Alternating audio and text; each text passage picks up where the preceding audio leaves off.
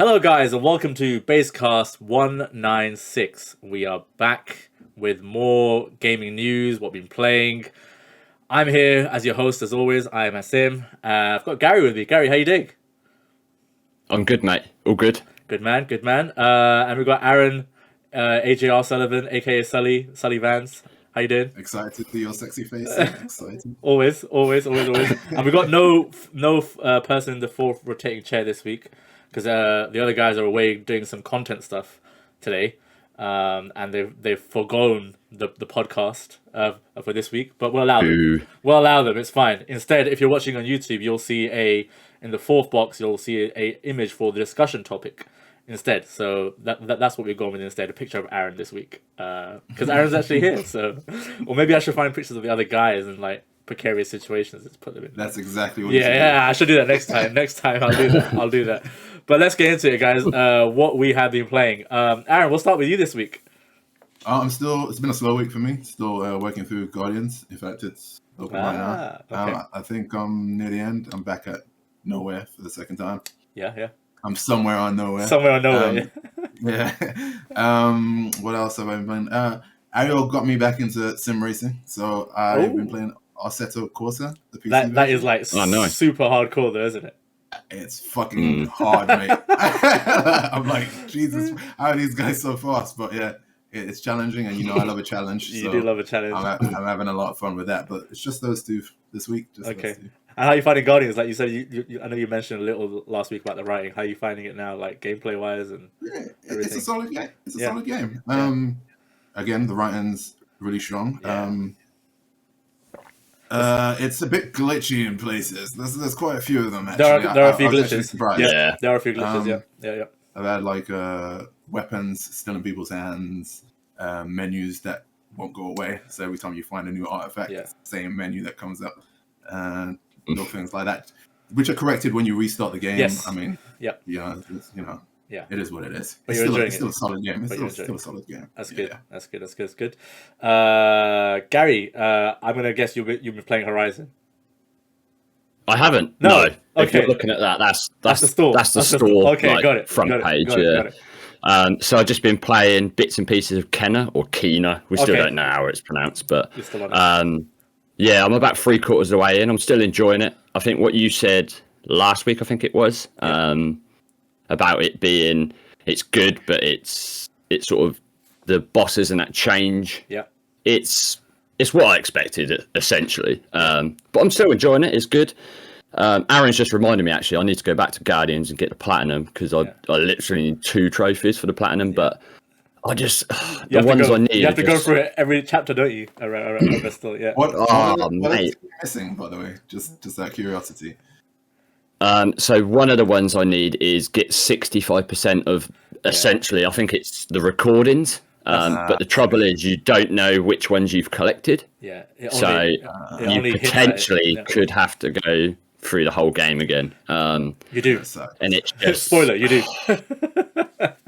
It's just going to take forever because Guardians, if I remember rightly, what's it about between 20 and 20 hours, I'd say, roughly. There's 16 or so chapters, I think, if I remember correctly. Yeah. So it takes a while, and so I will at some point because I'm so close to it. But so at the moment, that's all I've been playing. It's been a bit like Aaron, a bit of a quiet week. So this is a continuation. So I mean, I can't talk about this now, but I can say that I am playing Gran Turismo 7 for review at the moment. Thoughts for that will be 2nd of March at 1 minute past 11. Let me get the exact time. 1 minute past 11 is the embargo.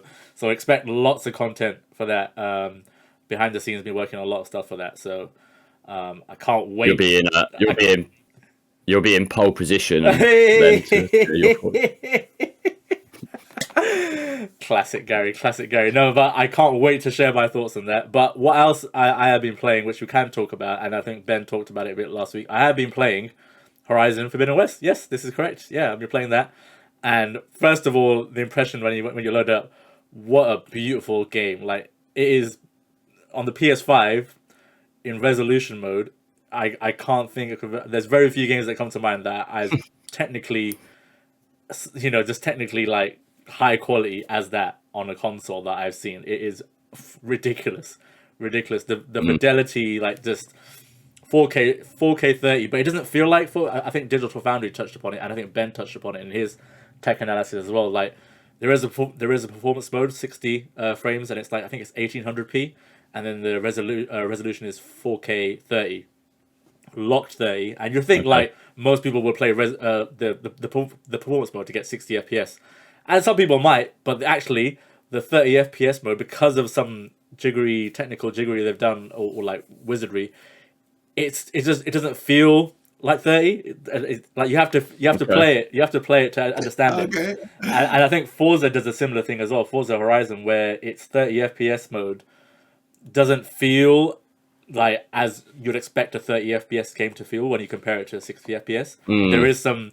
I think it might be the kind of motion blur techniques they've got going on or something like that. Yeah, like some sort of smoothing technique or something maybe. It just, and like I'd say, like if you want to show off your PS5 to people, play it in resolution mode, and it just looks ridiculous. The visual fidelity doesn't drop at any point, and 30 frames does not drop at any point. And like gameplay wise, I think they've so far from the 15 hours I've put in or so, and I've only just got to the Forbidden West really. It's ridiculous. It's the world is just it's teeming with like things to see, and like the robot dinosaurs and more machine creatures. Yeah, it's just amazing to see it like that ecosystem that has like there was an ecosystem before, but now there's like a bigger ecosystem like of new machines as well, and how they interact with each other.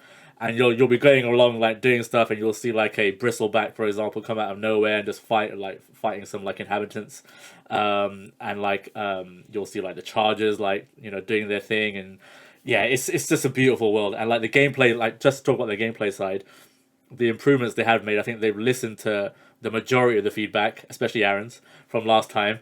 The human stuff, I've had like one big human encounter so far, and it was an actual proper challenge, and it felt like you were actually fighting like some natural humans rather than just like hitting like sponge boxes steadily. So yeah, very very good stuff. Like I said, 15 hours in, I've kind of taken a pause there so I can focus on Gran Turismo 7, but very very good. I don't know if you guys have picked it up yet. I know Aaron, you said last week you were looking to pick it up in 4 years time probably, but Gary, you are picking it up, or you will be picking it up? Yeah. You will be picking it up. I'm going to finish Kenna, and then straight away I'm going to pick it up, because I just keep on seeing everyone online playing it, and it's like, I need to play this game. It'll be good to hear your thoughts on a I'm podcast, like kind of what you think about it as well. And Aaron, when you play it, it's just, it is very like the PlayStation's first party, titles. They've got some quality stuff, really, really high quality stuff, and it shows. But yeah, let's get into the news. And if you're watching on YouTube, you'll have seen the first discussion topic image in there already. We are going to talk Call of Duty, and this kind of broke yesterday. Gary, I remember in our chat you were talking about this with Ben. Apparently, Call of Duty, next year's iteration, I believe, will skip an annual release for the first time in nearly 20 years. So this broke via Bloomberg yesterday. So the company has decided to, which is obviously made by Activision. Published by Activision. The company has decided to push back the release because I think next year's one is led by Treyarch. This year's one is Infinity Ward, isn't it? Yeah, next year's one's Treyarch. And yeah, they're going to take a break because apparently Vanguard failed to meet expectations, leading to some executives to believe that they're introducing new versions too rapidly. What do we think? Gary, we'll start with get your kind of immediate thoughts on it, because I know you were very interested in this story as it broke yesterday. So originally I thought it was to do with like the Xbox side of things, but like me and Ben sort of had a discussion where apparently it isn't. Yeah. Which sort of makes sense because it's going to be like 2023 officially by the time Xbox is sort of Activision are part of the Xbox sort of family. I know Vanguard had some issues sales-wise, and I think it's that classic. People said it about Marvel. They said over the course of so many years, people are just going to get sick of the same thing, which, to be fair to Marvel and Disney, it hasn't happened. Yeah. But it seems to be with Call of Duty, I think people are starting, there's more options elsewhere, right? So people are going to try different things and things become stale. So I think obviously the sales are down. They probably looked at it and gone, right, hang on a minute. The sales have always been good. How come it's down? Yeah. We need to do something to change this. So I think it's a mixture of both. I think it's a bit of boredom / want something different, and obviously sales being down as well. So it's interesting because it just feel weird not having a Call of Duty. I don't buy Call of Duties rarely. I rarely do. I think the last one I bought was about 2 or 3 years ago. Okay. But not having a Call of Duty around Christmas time is gonna be a bit strange, I think. But there's obviously a reason. Yeah, I mean, I've personally picked up. If it has a campaign, I'll usually pick up a Call of Duty because the campaigns are solid. And Vanguard actually had a really good campaign. I really enjoyed it. But Aaron, do you think? I'm just gonna ask a question. Do you think this is down to a lot of it? This is down to Warzone potentially as well. I think this is more due to Warzone and what people are interested in playing these days than it is about whether Vanguard's a particularly like bad game on its own, or any of the other ones that came out before that. Between Warzone. People are just interested in playing a certain type of game at the moment.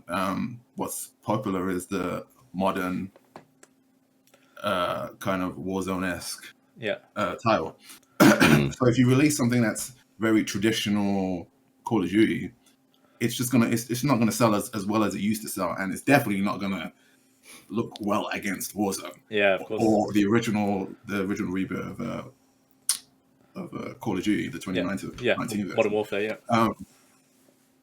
I think they're starting to realize that now. I think maybe they'll reassess the way they do things. Hopefully, maybe they'll spend more time balancing Warzone and the new Warzone that comes out, Warzone 2, which is definitely something they should do.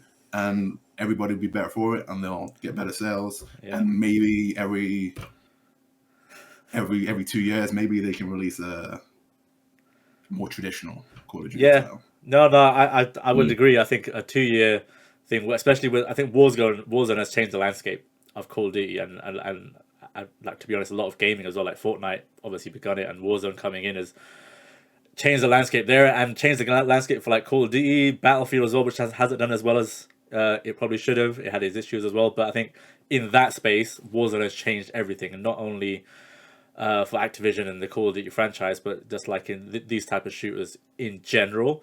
And I think they would benefit from doing this, a completely different genre and game, but Assassin's Creed benefited hugely from it, taking a break. Valhalla, breaking all sorts of sales records. Obviously, they don't have a free-to-play, side of that, but this is. I think, I mean, going back to the article, like a spokesperson for Activision told VGC is where I'm getting this from. We have an exciting slate of premium and free-to-play Call of Duty experiences for this year, next year, and beyond.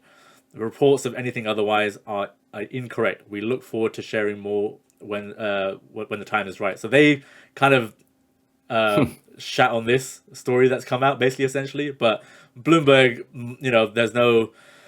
there's no smoke without fire. So there's something in this for sure. They're usually spot on with anything they do come out with, and it would make sense. And I think it has come out as you mentioned at the start, Gary. Like you were kind of hinting at, maybe it's got something to do with Microsoft's acquisition. They've said it. There's nothing to like suggest it does. But I'm guessing going forward, by that time in 2023, they will be on board, and maybe they will have a say into how things go, and hopefully, as Aaron said, and what should be probably done is like a 2-year cycle for the premium, and Warzone like keeps things going in between. I think that would be a fair thing to do. And also, eventually, like game stars, what comes around goes around. So eventually, the traditional Call of Duty experience will become the thing that people crave again once they don't have it for a little bit, and it will sell out again. Just give it time to breathe. Absence makes the heart grow fonder in it, and all that. Yeah. So, but let's. I'm sure there'll be more stories from Bloomberg and VGC on this as well. But yeah, this is one to keep an eye on it, because like some people might say, why are you talking about Call of Duty? Like Call of Duty is one of the biggest games out there. It's always in the charts. It's always, a talking point within the gaming industry, whether it's the game itself or Activision around it. Always in the news. So yeah, it's always a story to pick up on. And not releasing a Call of Duty annually for the first time in nearly 20 years is a big news. It's big news. Yeah. It outside of us playing it, it affects the wider industry in terms of like it gives that space, potentially one release or two releases, like to room to actually come out and get some more sales. So it probably, a lot of publishers and developers out there are breathing a sigh of relief, thinking, we don't have to battle against Call of Duty in October, November, whenever it is. So yeah, but we will, I'm for sure, hear more about this soon. Next story is one that kind of broke, and we didn't really expect it to break at the time. I think it was yesterday as well, actually. PSVR 2 has finally been revealed by PlayStation. So the headset itself, which looks very similar to a couple of other headsets on the market, like it looks very Oculus-like and in its stylings, and kind of has taken stuff from like what other companies are doing as well. But yeah, I mean, hopefully you've seen the images, Gary, and you've seen the blog that PlayStation put out. What are your thoughts about the PSVR headset? It looks nice. I'm personally not a VR gamer. When I sort of finish a shift, I don't want to come home and strap loads of stuff to my face and prance around. But from what I've seen of it, the controllers look really good.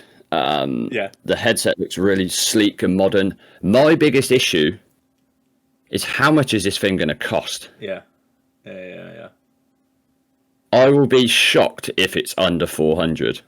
Very shocked if it's under 400, because the tech they've got in it as well, like the eye tracking stuff, and there's a lot going on. And obviously now it's not wireless; it's one wire, as far as I know. Am I correct in saying that? It's one cable, yeah. Without that huge lunchbox style that was a processing unit to set up. So yeah, people won't be tripping over things and headbutting TVs and stuff like that now. But yeah, it looks really sleek and modern. I think it's going to be hard to get hold of, a bit like the PS5. Yeah. But yeah, my biggest sort of worry is price wise. They've got to be very careful with how they price it, because if they go too high, it's gonna fall flat on their face. But yeah, from what I've seen of it and what it's inside of it tech wise, it looks very impressive. Looks good. Yeah, I mean, just going to the article, the blog itself. So there's if you're watching on YouTube, you'll see the image actually in the box. But yeah, the design is based on the PS5's design. It's got black and it's white with like black trims, etc. for the headset and the controllers themselves. And it's got a lens adjustment dial, so you can match the distance between eyes, so you can get it spot on as possible. Yeah, I mean, Aaron, VR, PSVR. So, from a technical perspective, it looks awesome, right? Yes. But I kind of second what Gary's saying. I feel like a lot of people will probably have the same view. Like with VR, like how do you get people into VR on a mainstream level? That's the real big problem, right? I know me personally, I'm not gonna, again, like Gary said, come home and shout shit to me. but just like any normal experience, no, like I'm not gonna do it for a third person game. I'm not gonna do it for a fighting game. I'm not gonna do it for an adventure game. I might do it for an FPS game, but it's a lot of effort. The only one genre I can see this being absolutely awesome, and it would probably be my de facto way to do it, is like GT7 or something. That's my only worry. Like, and again, obviously, if it costs 400, I don't know if it's going to cost 400, but if it does, for its niche use, 400 is way too much. Yeah. I mean, how much was I can't remember how much the original was when it came out. Was it like 300 odd? 350, 300, 350? 350, yeah, I think you're about right. 350, yeah. So this is obviously better tech, less cables. So yeah, I think Gary's about right actually. I think 400. You're probably looking at 400. I'd be surprised if it's less than that. If it is, they're taking a loss on it. But like you mentioned sales, Aaron, like how much, like I was looking at the figures, like the original unit. I think as of 2020, it sold like 5 million units worldwide. That's not bad. That's not bad, like considering it's a niche bit of tech. And how many people are still using it? That's true. That's true. So I don't use mine. I've still got mine. I don't use it. It's still packed away. It's just it was a hassle to have set up and like to set up all the time, so I don't barely use it. But the times I did play, I did really enjoy it. But it was just a hassle to actually get it on, get it connected, play, and get everything started. But I mean, given the fact that the PS5 is doing so well, they're kind of riding that wave, aren't they? Like just do we still think, okay, price aside, it might be 400? Do we still think this will come out this year? I'll leave that to Gary.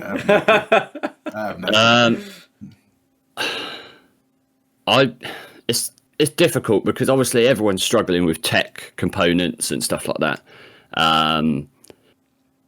I'd like to say yes, but I could also see it getting pushed to like spring 2023. Yeah. Potentially. By the way, I just looked at the price. It was $400 in the US, $349 in the UK. $349 in the UK, yeah. The original. Yeah. So, interesting. potentially this year, but it's a tough one to call, right? Because they haven't really shown that much of it really yet. No, the only game I can remember seeing of it is the Horizon kind of demo that we saw, which looked really nice. Which was about 4 seconds, or whatever it was. Yeah. And usually when you show off hardware, you give a release date to go with it, and they haven't done that. So it seems like they're being very tentative in terms of like laying down a solid release date, which is fair, I guess, in the midst of like all these tech shortages and these chips that that everyone's trying to get hold of. It's tough. Yeah. Another issue is if they release it this year, how many people will actually buy it? Because getting a PS5 is still a struggle. It's true. It's very true. So it's very true. But I mean, they seem like they're going. They're still going kind of full steam ahead with it in terms of like drip feeding and more information. So maybe they'll announce a release date in like a state of play or some type of showcase coming up soon. Maybe they might do a VR special where they showcase not only games that will be kind of launching with it or within that launch window, and actually announcing a price and announcing a release date. Surely that will come at some point. Going by what they've done previously, I think that will happen. So just a quick one before we move on. I'm gonna buy it. Gary, are you gonna buy it? See, like I said, I'm not a VR gamer, but if there's something that really shocks me how good it is, if there's an Uncharted or a Last of Us experience on launch, there you go. Let me put it that way. Yeah, I'll buy one. Yeah. No, I'm sort of 50-50 really. Okay. Because I don't want to buy it and then I play it for like a week and then I just never touch it again. It's just a bit of a waste. So yeah, maybe. I'm a maybe. Aaron, I can probably see where you're going to go with this, but I'm going to ask you the question anyway. If you give GT7 a glowing review and this is compatible, I will pick one up. There you go. Okay. Well, if anyone from PlayStation is listening, announce something VR, very soon, and wait for my review, I guess. So let's see. Okay. We'll finish up with VR there. We will move on to the next story, which I know will interest, or hopefully still interests Aaron. Street Fighter 6, as we kind of talked about last week, we all predicted it would be Street Fighter 6. Lo and behold, it is Street Fighter 6. Capcom have announced Street Fighter 6 with a very short, I want to say, teaser trailer. I personally, it was a bit of it looked like a bit of a departure to what they usually like Street Fighter style, etc. But that could work in the favor. But anyway, Street Fighter 6. They didn't. It was at the end of the Capcom Pro Tour final, I believe. They shared a glimpse, and the trailer featured I know Aaron will correct me if I'm wrong. Luke, is it Luke? Luke and Ryu? Yeah. Yeah, Luke and Ryu. And then it was just like a quick kind of teaser trailer with them in it, and then the logo, which we'll talk about a bit at the end. But yeah, I mean, Aaron, you're kind of the Street Fighter guy, I'll say, on the team. Yeah, what are your immediate thoughts? And I guess you'll probably be looking at like the fighting game community as well, like what they've been saying. Like, what are the thoughts around this?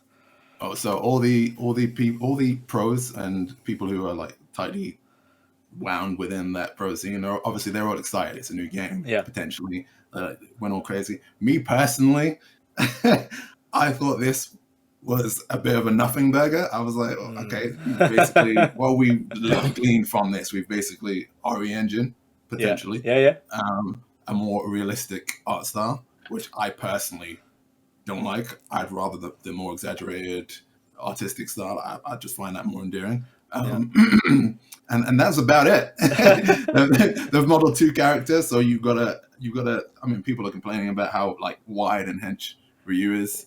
Yeah, he's been definitely working out with his PT and eating his eggs, isn't it? He's a bit of a block. But again, you don't really see much of him because they're trying to show off the lighting of the admittedly awesome, sexy lighting of the RE engine. Yeah. But let's be honest, when you're playing the game, it can't be lit like this. No. So it's like we basically don't know anything, and it's kind of weird considering they put up how long was I don't know days it was for, but it was for the entire length of the tournament, pretty much. I think it was like the last, or maybe the last week. I can't remember exactly, but yeah, it was a long countdown. It's like a couple of days or something. I was like, a long ass countdown for this. You could have just been like, here you go. Here's the announcement. It's coming at the end of the tournament, and I think it'd have been fine. The fact that you made us kind of wait in anticipation for this kind of nothing burger kind of upset me a little bit. But it is what it is. At least it's in production. I'm a bit worried about the fact that who was it? One of the people involved with the game was talking about how they're focusing on esports. Yes, they did. I think that's when you've given us nothing to go on for the game, and then you focus on, and that's your statement. The only information you give us verbally is that we're focusing on esports. I think that's a bad way to go for the next Street Fighter. I think they did that with Street Fighter 5, and look how that kind of turned out. We need more than just catering to the esports. I think if you create a good casual game, the audience will make it an esport. You don't really need to focus on trying to manufacture an esport, so to speak. But yeah, it is what it is. At least one's coming. At least it's coming. Yeah, I mean, you're right. In the statement they kind of put out, it was they're just saying, get ready, fighters. The future of fighting games is on the way. And they mentioned esports. So looking to take the fighting game genre to a new level in esports. Cutting new technology, which we're guessing is the RE engine, because that is a beautiful damn engine. So I'm guessing they will be using that. And then, I mean, Gary, I'm not sure how in depth into fighting games you are, but I will ask you because, I mean, what I've seen online, because I'm not in the fighting game community like Aaron is. Aaron says the fighting game community is quite excited. New game makes sense.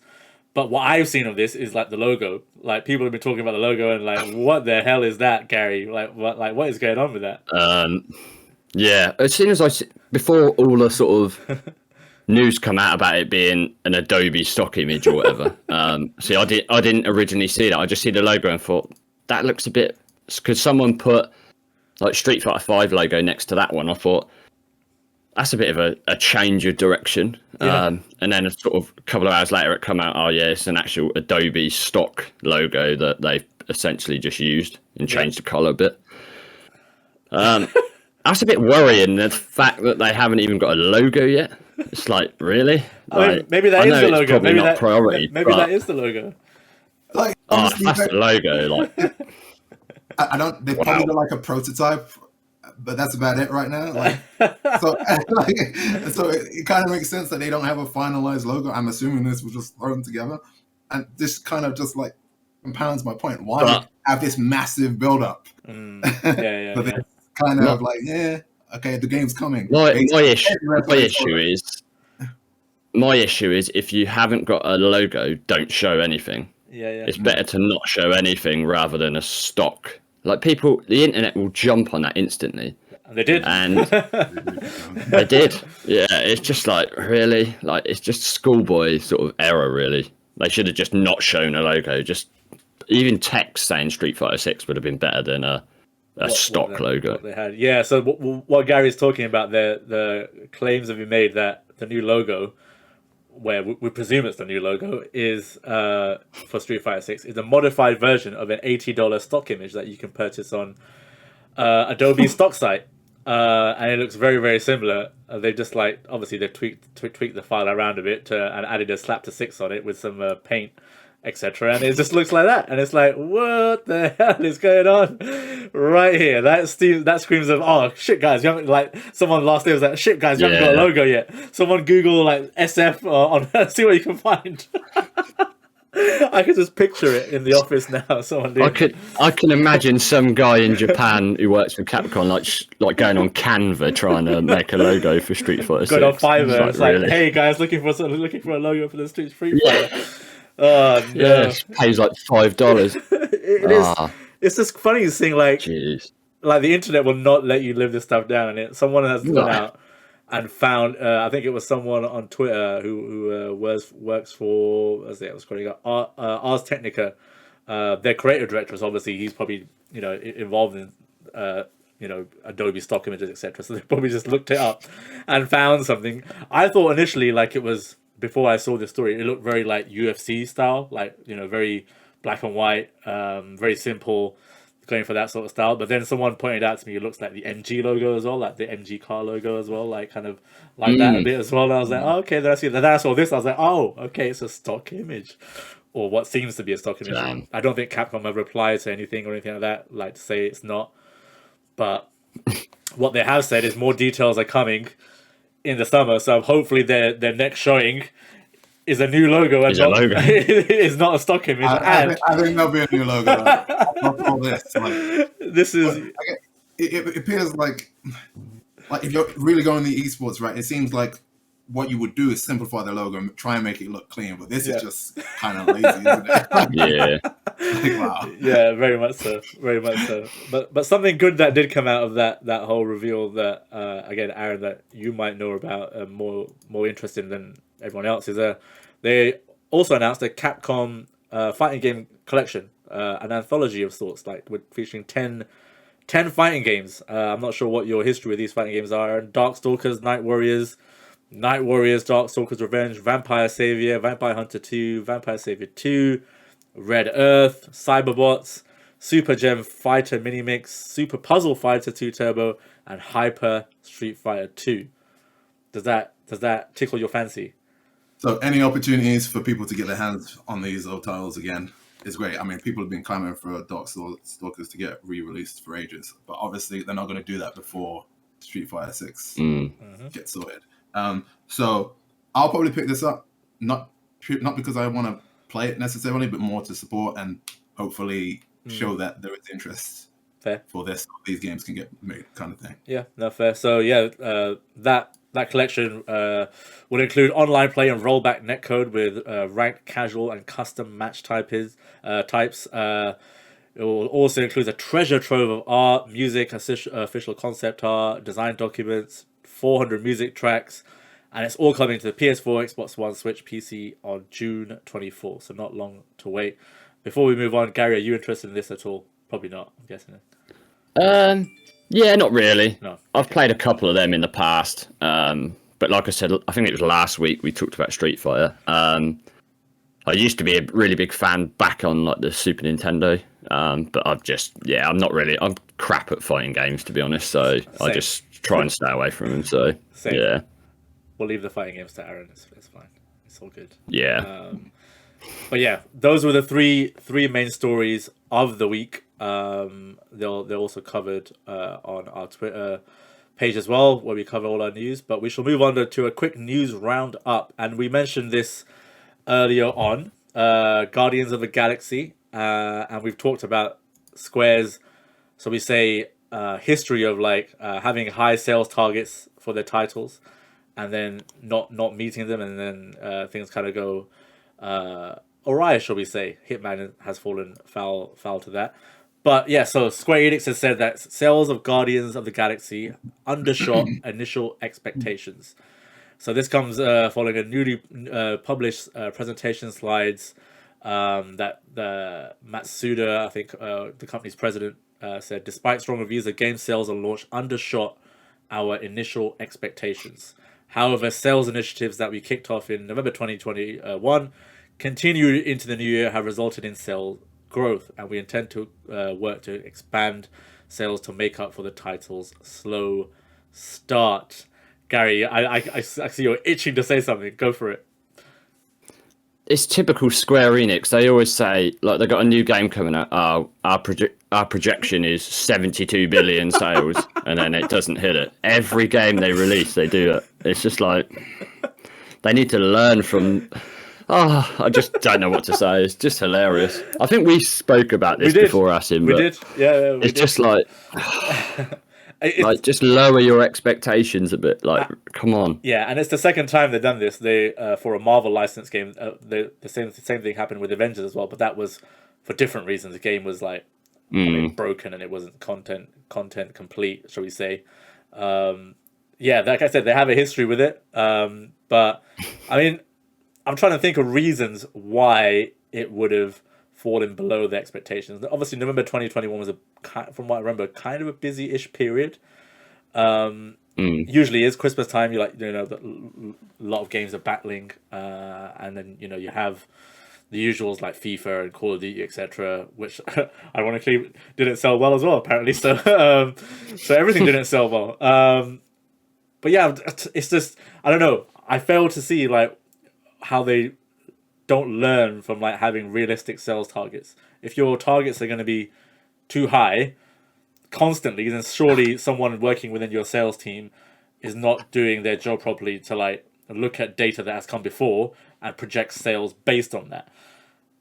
I don't know. Maybe I'm talking too much logic and it doesn't You're compute. It doesn't compute. Aaron, what do you think? Like, is there a reason behind this apart from because the game is good? Like the game is good. The game is good. I don't see. Maybe it's the whole thing.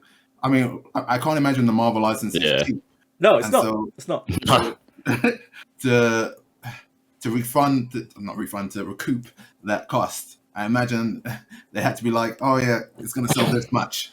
And you can't really deviate from that once you've already begun the project, I guess.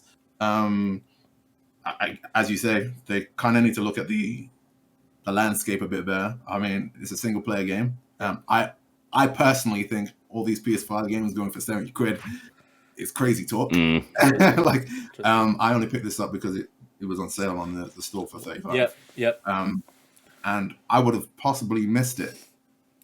Well, maybe not because you guys were sharing. But like, if I was just a normal guy around and nobody was telling me about the game, I probably would have missed this game because I'm not paying 70 quid for a single player experience. Interesting. Yeah, that possibly could be a reason. Yeah. And I think there's enough people out there that are kind of blocked from this type of title because of that cost. I mean, you're not Forbidden West, mate. You're not going to be able to charge 70 quid. Yeah. It is what it is. Yeah. No, that's a fair point you would make. Actually, like the marketing around it. I'm trying to think. Was there any? I can't remember seeing TV ads or anything like that around it. I mean, there was maybe some like pre-roll on YouTube, but I can't remember seeing. I see a ton of them on YouTube, but I never see any like on sort of mainstream TV as such, cable or mainstream. Yeah, interesting. Yeah, maybe that's the reason. But I generally think they need someone in their sales team to be like, okay, let's just be realistic, fellas over here, or ladies, be realistic. Sales targets, like they lost Hitman because of this, because like people will probably forget Hitman was a Square Enix published title. And because they overshot by a huge amount the sales targets, they were like, "Oh, it's not good for us." So they let it go, and now it's flourishing because probably now they have realistic sales targets, and they're like, "Okay, we're meeting these targets or exceeding the targets based on what is in the market and what we're going for and what the costs are associated with this." Someone working out the maths, the financials. Yeah, come on, Square Enix, man, come on, please sort it out. Because like it's a good game. So I would hate to see something not come of it in the future if there is going to be a possibility sequel based on them over exaggerating their sales targets, essentially. So we say, yeah. Did Guardians ever go to Game Pass or not? No, not Game Pass, not yet. Okay, not yet. That could be a way to. The only other thing I can think, the only other thing I can think of is maybe the sort of the fact that PS5 and Xbox Series X are quite difficult still to get hold of. Maybe. I don't know, because I can't. I thought Guardians was an incredible game, and I can't think of any reason why people. And obviously, if you're not into Marvel or superheroes, then you probably wouldn't go near it. But there are a ton of people that are. It just seems like odd that it didn't sort of. How many titles did you say came out around this? Like FIFA and COD always will be that. Yeah, around November. Yeah. The problem is, like, when everything's £70 a pop, most people have to like pick and choose, especially with time as well. Like, when you're playing FIFA, how many hours a week are you popping into FIFA? A fucking lot. So are you going to pick FIFA, which is more value for cost for value, or are you going to pick Guardians of the Galaxy, which is I mean, before people got their hands on it, most people were like, what the fuck is this? Remember when this got announced? Yeah. Got shown and people were like, like, this looks whack. Yeah. So most people probably didn't know it was a good game until like fairly recently. Yeah. And so when you have to choose, you're going to choose the thing that's going to give you more value for money. That's fair. I don't think it stayed £70 for that long.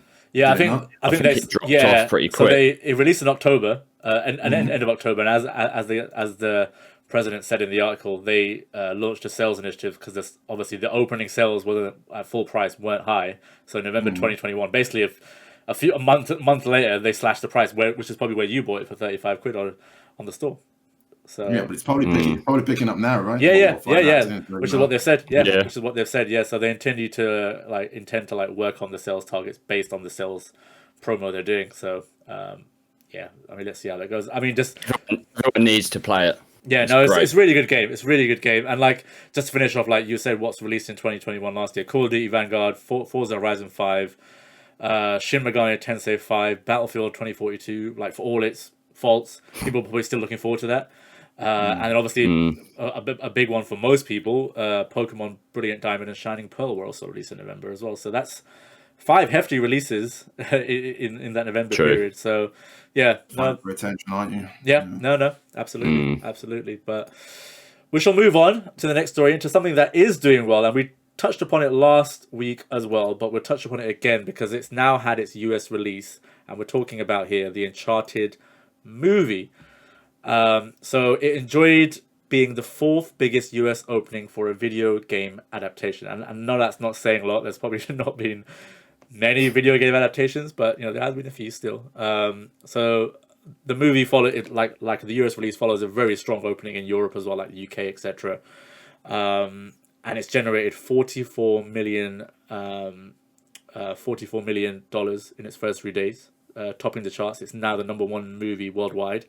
As we're doing the podcast, it's basically done more than, like, I think they're counting video game movies as like Tomb Raider, the Detective Pikachu as a video game one as well, I guess, and then Sonic the Hedgehog, which was 2020.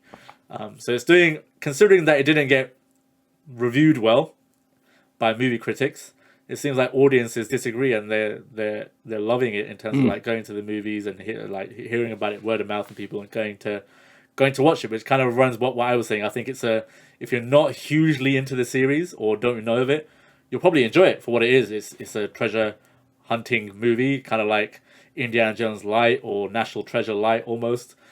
If you are into the games, it might be a bit messy story-wise, but you'll still get enjoyment out of it. So it's doing really well, Gary. And I know you were talking about last week, like, you're not sure about maybe going to seeing it. Has all this stuff changed your mind? I think I will go and see it, because I'm a massive fan of the series. It was just the whole, like, I'm not a massive fan of Mark Wahlberg at the best of times. Come on, Marky Mark, bro. Yeah, come on. The casting just seemed a bit like all over the place. Like Tom Holland, I like Tom Holland as an actor, but I still don't see him as Drake. He just doesn't sit with me. No, I agree. Yeah. But Yeah, it's good for video game movies moving forward with the sales. My worry is though that everyone will start making video game movies, and then it will become like that vicious circle where about? we got all the terrible Resident Evil Evil movies is and so stuff. well. What are you talking about? So yeah, it's good for the video game industry, but I don't want it to become saturated with rubbish, sort of based loosely on video game movies. No, that's fair. Let's hope that doesn't happen anyway. No, that's fair. I mean, and the other point to this story is like the CEO of Sony Pictures, the big honcho behind the movies that Sony are doing, said Uncharted as a franchise, has started off really well now, with over 100 million worldwide at the box office, 90% positive score on Rotten Tomatoes as well, which is unheard of for most things. So yeah, it seems like a sequel will be coming at some point, because it's done like most things, Aaron. Money talks. If it's doing well, we will get a sequel.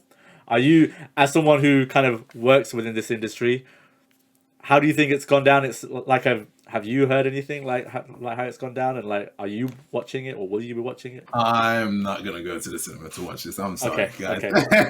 But it looks like it will probably be a fun sit on the sofa and chill and enjoy the popcorn. Yeah. That's probably how I'm going to enjoy it. I'm not going to take it too seriously. Yeah. It's the only way you can the only way you can watch these things that are based on things that you love. Yeah. And not want to go.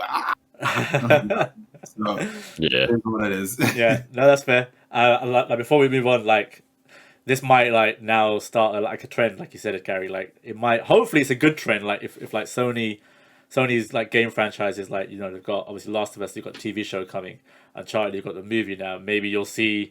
I'm trying to think, like God of War, you might see a TV show or a movie. Maybe you might see a Horizon TV show or movie as well. They've got, some of this stuff has got strong stories and strong like characters people might resonate with in movie or TV form.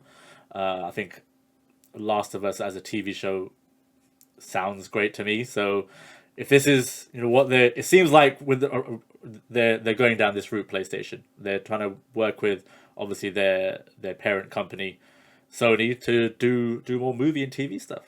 So yeah, hopefully that works out for them. Hopefully that works out for them. One more on this, actually, I heard a story about Tom. It was actually Tom Holland himself that pitched this to the Sony Pictures head honcho, but he originally pitched it as a James Bond origin story. But then, which is interesting. He originally pitched it as a James Bond origin story, but then I think during Spider-Man Homecoming, during like in between there, he was playing Uncharted 4. And he really got into it, and then he was like, "This should be an Uncharted movie," and that's how this apparently came about. This was that's a little tidbit that I heard. So yeah, don't worry, it's not. Okay. Tom Holland's not going to be James Bond. Jeez. Instead, he's Nathan Drake. But yeah, we'll move on from that. Another one interest, like this came out like early-ish last week. So all these buyouts going out at the moment. People talking about who's going to get bought by PlayStation next or who's going to get bought by Xbox next. Ubisoft have come out and said they would review buyout offers if they came. They would like to stay independent, but they will review buyout offers if they came. So this came from the CEO Yves Guillemot, who responded to speculation that they could possibly get bought out, just like Bethesda have, just like Activision Blizzard have, just like Zynga have. There's been some high profile acquisitions, and there's probably, from what we're hearing, more on the way. Ubisoft, Gary, is this one you would have thought of? I'm surprised it hasn't happened already, to be honest. Interesting. I always thought Microsoft or Xbox would be the one to buy them. They still might, obviously, but this to me screams "come and get us." Maybe I'm looking at that wrong. Like if they wasn't planning on doing it, they wouldn't have to say anything like this. But the fact that they've come out and gone, "Hi, we'll review what you're offering," it seems like someone or the shareholders within Ubisoft are like saying, "Well, if the money's right, then maybe." Maybe I'm looking into that a bit wrong. No, sometimes why would you say anything? No, sometimes it's, as you said, because of that, or sometimes it's to boost stock prices. Yeah, true. In the short term as well. So it could be either or, really. Yeah, I mean, just looking at the comments from the Ubisoft CEO, he says, we will continue to have access to all those platforms. He talks about the consoles that need great content. If we are continuing to do great content like we do today, we will be able to access all those platforms. If we look at Nintendo, we are the number one third-party publisher on it. Nintendo is interested in everything we do, and in terms of developing their games with their brands, and they have a good collaboration. But yeah, he just goes on to say they would, having said that, if there were an offer to buy us, the board of directors would, of course, review it in the interest of all stakeholders. Aaron, if you were to, I'm going to ask you the question, if you were to say, PlayStation, if you were Mr. Ubisoft, and PlayStation came to you, and Xbox came to you with an offer, where would you side? Like, where would you go? I'll put you on the spot. I know, like, oof. That's a good question. That's a good question. Where would I go? I'm not even throwing Nintendo in there because Nintendo don't really like to do the whole buyout thing. It's not their thing. Fuck. I think third party, the best place to be probably right at the moment is probably Xbox. I think Game Pass. I think it's going to make all third party titles flourish. Yeah. We all know Sony are like heavily first party. I know they're probably trying to change that. Yeah, they are a bit. Yeah. But at the moment, and just in the current standings, Xbox. Interesting. I think that's probably where I'd go. Personally, I hope none of this happens. This stops immediately. I don't want a duopoly, mate. I don't see that being well for the industry at all. I keep on saying it. It's not a good thing, especially for any newcomers who want to like make hardware. Yeah, it's already hard enough. Imagine being in a world where all the big players, all the big third party players are owned by one another. Yeah. You basically have nothing now. You basically have your first party, or you need to shell out a shit ton of money, which you probably don't have to try and get these things. It's just not a good look. But yeah. Yeah, and a few, like to that point, a few indie studios came out and said exactly what you're saying. They're like, oh, this makes things like kind of tough for us now. Interesting, but it's interesting that you say Xbox, and I bet the reason for that is Game Pass, isn't it? Yeah. Of course, yeah. I would agree with that. To be fair, yeah. No, I think I would as well. I think Game Pass offers like developers and publishers a huge platform and a huge audience to go out to. So more people, will play your games essentially, which is what you want. So but let's see who's next. Ubisoft, Square Enix, who like, I hope someone sensible buys Square Enix and just like goes to their sales team and goes, we're replacing you with people that here's a calculator. Yeah, exactly. Well, I kind of feel the same way about Ubisoft. Like, do you? I think they're mismanaging a bunch of like IP, like the Tom Clancy stuff is being mismanaged. Oh yeah, especially fucking Splinter Cell. Give me a. I know they've been teasing it. It's coming. It's coming. Don't worry, it's coming. It sounds like it's a big mess at the moment. Like they haven't got it off the ground yet, have they? Like I don't know.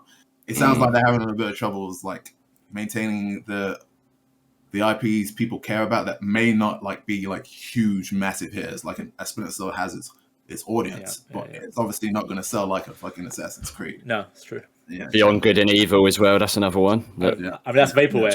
That's vaporware. Mate. That's not happening. And the funniest one is Skull and Bones, which we was at one of the E3s in like 2012. It got announced, and it's still like. I mean, they mentioned it. They mentioned it in a press release somewhere recently, and we're like, "Whoa, what is happening? It still exists somewhere." Yeah. I mean, I don't know if we'll see like a buyout in the, maybe I'm wrong, in the immediate future. Something, I know PlayStation said, Jim Ryan said, like, we're looking at more acquisitions. I don't think Xbox have said that explicitly. They just said like, we'll see what's there. So if Ubisoft, as you're saying, Gary, saying a come and get me plea type of thing, that's gonna attract some attention for sure. But let's see. We'll finish off on a hopefully a more lighter note, but also an interesting note. We'll focus on Horizon Zero Dawn. Sorry, it's not Horizon, Horizon Forbidden West. So apparently, 68% of Horizon Forbidden West UK physical buyers paid £70 instead of the cheaper upgrade. And that means buying the PS4 version for a bit cheaper. I think it was like 10 quid cheaper, and then upgrading for free. More than 2/3 of physical copies sold in the UK this first weekend were for the £70 PS5 version, despite the PS4 version in the box copy being cheaper. I think there was a story about this because like the wording from PlayStation around this was very, shall we say, unclear about the upgrade path and like it being, because originally they said, I think they did a U-turn on this. When they said Forbidden West is coming, they said it's coming to PS4 and PS5, but they didn't talk about a free upgrade. And people were like complaining, oh, that's like that kind of goes against what you were saying, blah blah blah. So they did a U-turn, kind of quietly did a U-turn, and haven't really like talked about it.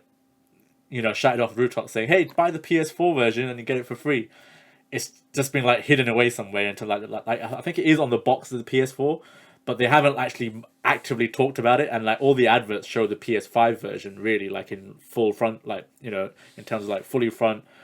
It's a strange one, like because if you were thinking sensibly, you'd buy the PS4 version and then upgrade for free. But Aaron, it seems like people have chosen to go for the PS5 version, which is £10 more dearer. I'm trying to think of a reason behind this, and I just think it's because of the unclear messaging, or maybe the fact that people just want a PS5 box on their shelf rather than a PS4 box. Maybe that's the reason as well. I don't know. I think you're being a bit too nice on this. I don't know. I think this is dodgy as fuck. Like, it sounds like maybe there was two like. Maybe marketing versus like just the head of the developers or whatever. I don't understand why. I get why you wanted to go back on allowing it to be upgraded, because obviously it's a bad PR situation. People were complaining. But if you're going to do that, why wouldn't you be more clear on it? It only looks like you're trying to obfuscate the truth and try and get that extra £10 out of people. I can't see any other explanation for this. It just looks dodgy, and I think this is a mess. Hopefully it won't backfire too hard on them, because I think somebody was talking about maybe some legal protection. I think a lawyer or a solicitor somewhere was saying that this is super dodgy, and they could get sued for this because of the wording, or it was too unclear or something like that. I mean, Gary, like, you're going to buy it at some point. Are you going to buy it digitally? Are you going to buy the box version? Will you buy the PS4 version, or will you buy the PS5 version? Yeah, see, I'll buy the PS4 version. It doesn't really make sense for me to buy the PS5 version. Regarding like why the sales are so high for the PS5 version, I think it's a mixture of marketing by Sony pushing out the PS5 version. Like, I've not really heard much about the PS4 version on like stores and online. And I also think it's a mixture of that and just like, if you're a hardcore gamer and you follow gaming, you know that like the ins and outs of this sort of news or whatever. But the average sort of casual gamer wouldn't know. So they'd just see the PS5 version and go, that's the one. Someone who walks into a shop or looks online, they're like, oh yeah, I've got a PS5. Oh, there's a PS5 version. I'm just going to buy the PS5 version. Of course, it makes sense. And also, like, I've not been in like a game or whatever recently, but what's the chances of going in there and seeing PS5 versions plastered everywhere, and then the PS4 version barely sort of on the shelf? So but it's like Aaron said, it's a shady the way they've done it. Like, because I remember when they originally announced it back when, you had to buy I think it was like the deluxe edition for like 80 or whatever it was to get the PS like 5 upgrade or whatever, and then they come out, obviously it all changed, but now you go in the store, I think they've changed it now like you mentioned, but I think before it was sort of like buried in the depths of like the sort of homepage or whatever, and it's just like they're obviously trying to get people to pay that extra 10, but extra 10. I mean, I've done quick search on like Shop 2 and Game, like the PS5 version is front and center of all their kind of banners and everything. You have to like on Shop 2, you have the if you go to the main ad on Horizon Forbidden West on Shop 2, PS5 version comes up. You have to click a drop down to pick the PS4 version, which is. But the retailers are also going to do the same thing because of course they get more money if you buy the more expensive of course. version. Yeah, of course, absolutely. So like, on the Shop 2, for example, it's 64.85 for the PS5 version, and then 56.85. So just below £10, I guess. Yeah. Yeah, I know. Amazon was selling it. I don't know if it's gone up now, but it was 52 on the PS4, I believe. That's a big deal cheaper, isn't it? We don't know how much Sony have told like retailers to push the PS5 version as well. They might have said PS4 version, just don't mention it that much. You're right. PS5, push it. So I'm looking at the box copy on Amazon, $52.95 for the PS4, as you said, $64.73 for the PS5 version. So that's actually like even more than a tenner. Damn, it's like 12. Yeah, 12 quid more dearer. But I mean, the box does say on it PS5 upgrade available, but people will probably barely look at that. It's like a blue line at the bottom near. They've made it as small as possible. I don't know what you're looking at. It's not tiny. It's not tiny, but it says PS5 where the Peggy logo is. It's basically near there. It says PS5 upgrade available, and it's got like a one, like a small one next to it. So I guess you go to the back and look at it. It will tell you like what you need to do to get like the macro camera out. Yeah. So it's not like they're shouting off the rooftops about it, and it's not like if you go to the PS5 product page, it tells you, hey, you could buy the PS4 version and upgrade to the PS5 version for free. It's not going to tell you that on like Amazon's product page. It doesn't, and it's not going to tell you on the PlayStation Store. I haven't checked the listing on there myself, but I imagine it won't tell you that, hey, you can get this and upgrade to PS5 for free, unless it's like really nice small text somewhere. So yeah, I think ultimately you're probably right, Aaron. I think it's just a bit shady, and they know what they're doing. It's unnecessary, right? Like just make it as clear as possible, then you don't have to have all this backlash, and people don't think you're a bit scummy for 3 months. Like, yeah. You need that battery on? I don't know. No. Or do you think so little of gamers that they'll just forget it in a week? And so you know what? Maybe they have like obviously we're talking about it here as a piece of news, but like people are now playing Horizon Forbidden West. They don't probably care. They're probably playing it, enjoying it for what it is. I mean, Gary, as we're talking, if you're watching YouTube, is looking at the store for us and letting us know if it does say if there is like a clear upgrade message. So it's just saying standard edition Horizon Forbidden West PS5 and PS4 is 70, but that's clearly the PS. I think you get both. I don't know. I think you get both. Digitally, isn't it? Yeah, which is fair enough. But there's no separation, is there? There's no separation. No. Yeah. No. So it's a bit. That's digital, I guess. Yeah. If you're buying digital, there will be no separation. It's 70 quid for either version, basically. Yeah. Which is even I don't know how I feel about that, but yeah. Anyway, the game is good. Buy the game, but maybe buy the PS4 version and upgrade for free instead if you're buying it physically. And we'll leave it at that. But yeah, we'll finish up this week there for the podcast. We've got a lot of content on the website. I just want to give a shout out to Andy, as we're talking on Wednesday the 23rd, has put his Elden Ring review in progress up. I know which Aaron is looking forward to. I'm guessing Elden Ring. Yeah. Trying to get through this audience so we can hop on it. Yeah. So Andy has played that. Like we got like just a message. Like we got review code quite late. So Andy has like worked his ass off, basically playing the game, and it's a big game anyway, and it's a hard game. But he's done as much as he can for review in progress. A full review is coming soon with like more details and a score and probably a full video review as well. But he's put up a progress written review. There's a video progress review as well on the YouTube channel, which should be within the written piece as well. What else have we got going on? I know Nico's working on obviously a Destiny Witch Queen review as well. I think that's just landed. for him, so he's doing that. Obviously, I'm working on Gran Turismo 7, which will be March the 2nd, 11:01 a.m.